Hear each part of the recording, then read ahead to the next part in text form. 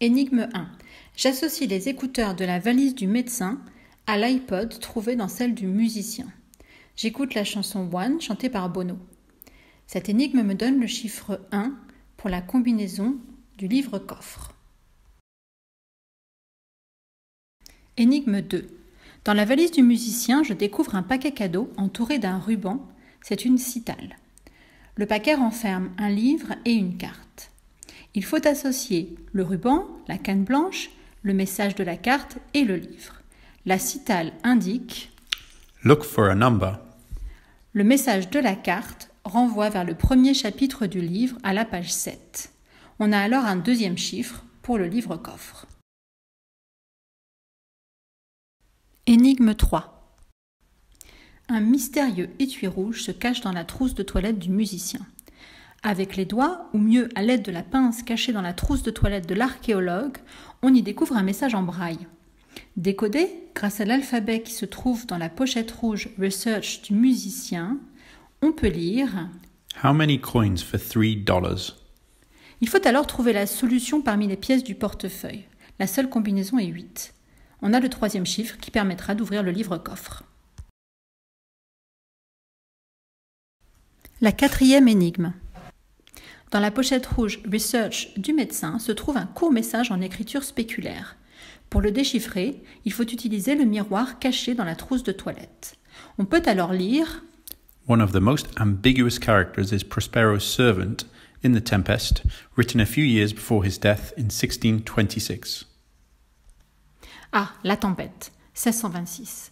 L'archéologue a justement un livre sur Shakespeare. Dedans, 3 notes de lecture sur des personnages et des noms d'acteurs shakespeariens surlignés. On identifie l'acteur britannique Leslie French qui a joué le personnage d'Ariel, serviteur de Prospero dans La Tempête. Cette prochaine identité de l'escroc sera confirmée par le document d'identité dans le livre-coffre. Énigme 5. Grâce au symbole de l'application Object Viewer, on associe des documents relatifs à des organes et des hôpitaux dans la valise du médecin avec une notice d'utilisation. Reste le Merge Cube. Il faudra comprendre que c'est l'objet qui permet de voir en 3D avec l'application chargée dans l'iPhone. On identifie alors la bonne fiche, celle du cerveau, qui est associée au Mackay Base Hospital en Australie.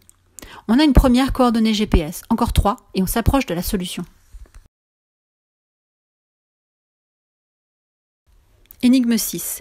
La valise de l'archéologue abrite une mystérieuse statuette. Dans son dos est dissimulé un message en hiéroglyphes. Pour le décoder, il faut associer les 2 parties de la roue dans les valises de l'archéologue et du médecin. Le message indique « Find the most ancient site ». Il faut alors rechercher parmi les documents sur des sites archéologiques et comparer les datations de Stonehenge, du mur d'Adrien et de Mesa Verde. Les coordonnées GPS de Stonehenge sont la solution de cette 6e énigme. Énigme 7. Les documents de recherche pour une prochaine identité usurpée découverts dans la valise du médecin contiennent un texte sur l'importance de la langue anglaise dans les pays d'Afrique. Le texte est surmonté d'un polychroma cryptographe. On ne pourra le lire qu'à l'aide du filtre rouge dans la valise du musicien. Le message indique « To locate, pick the first letters of the 7 incorrectly spelt words. » L-I-B-E-R-I-A, les coordonnées GPS de Monrovia au Libéria. La 8e énigme est un puzzle. Dans les 3 valises sont dissimulées 3 parties d'un QR code.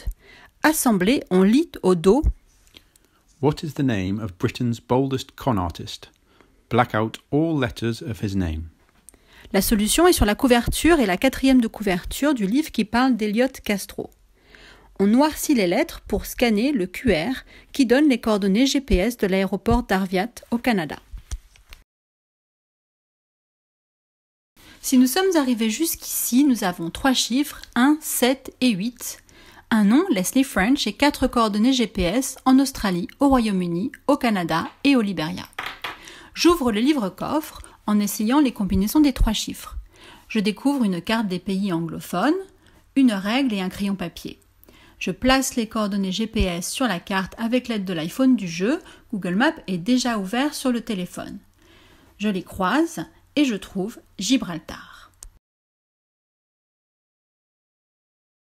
Le livre-coffre contient aussi un stylo à encre invisible avec une lampe. En la passant sur les supports, je découvre au dos de la carte Flight BA8HR, 1er juillet 2020, et la carte de l'Université de Gibraltar au nom de Miss Leslie French, professeure du département d'Histoire et de Civilisation.